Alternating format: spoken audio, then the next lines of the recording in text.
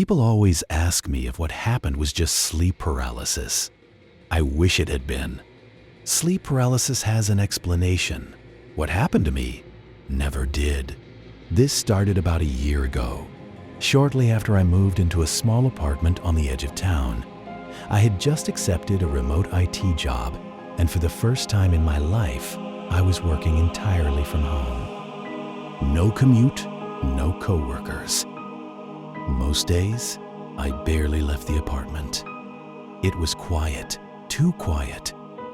The only piece of furniture I brought from my grandparents' house was an old wooden rocking chair. It had belonged to my grandfather for as long as I could remember. Every evening after dinner, he'd sit in that chair, reading newspapers until he fell asleep. When he passed away, nobody else wanted it. I couldn't explain why, but I did. The chair wasn't especially beautiful. Its paint had faded years ago. The wood creaked every time it rocked. One armrest had been repaired with 2 old screws that didn't quite match. Still, it reminded me of him, so I placed it in the corner of my bedroom, facing the bed. At first, I hardly noticed it. It was just another piece of furniture. The first strange thing happened about 3 weeks after I moved in. I woke up suddenly. No nightmare, no loud noise. I simply opened my eyes. The digital clock on my nightstand read 3:17 a.m. I remember that because I looked directly at it before rolling over. As I did, I noticed the chair.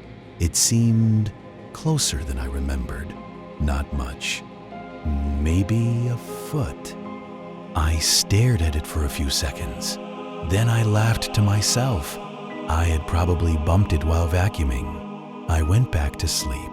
The next morning, I pushed it back into the corner without thinking about it. A few nights later, I woke again. 3:17. Exactly. The room was silent. The chair had moved. Again. This time, it wasn't subtle. It now sat halfway between the corner and the foot of my bed. I got out of bed immediately. There was no one in the apartment. The front door was still locked. The windows were closed from the inside. I checked every room twice. Nothing. By sunrise, I had convinced myself that I was simply exhausted. Working from home had blurred my sense of time. Maybe I really had moved it earlier that day. Still, the timing bothered me. Always 3:17. The following afternoon, I placed 2 strips of painter's tape on the floor around each rocking leg. If the chair moved, I'd know. I even took a picture before going to bed. That night, I woke again. 3:17. Before I even looked at the clock, I heard it. A slow, gentle creak. The unmistakable sound of a rocking chair. Back and forth, back and forth. I forced myself to look toward the corner. The chair was moving, not fast, just enough that the wooden runners barely lifted from the floor. Back and forth. There was no window open, no fan running. The apartment was completely still. Then it stopped. I don't remember falling asleep again.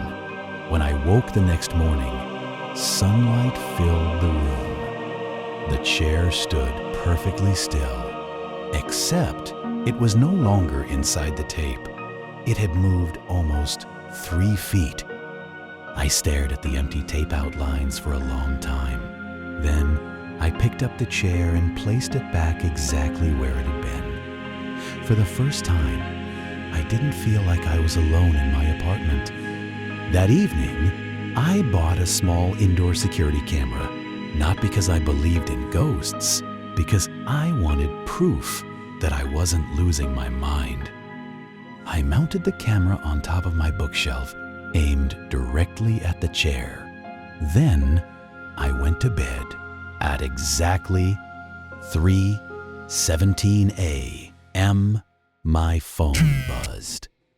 Motion detected.